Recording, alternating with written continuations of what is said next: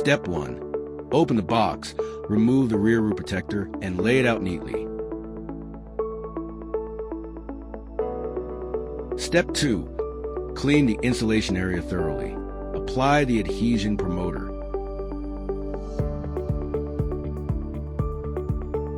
Step 3. Peel off the adhesive tape backing from the rear roof protector.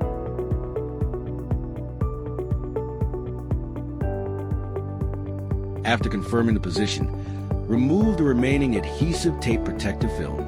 Press it firmly to secure it. Note: do not drive a vehicle within 24 hours after installation. Do not expose to water within 72 hours after installation.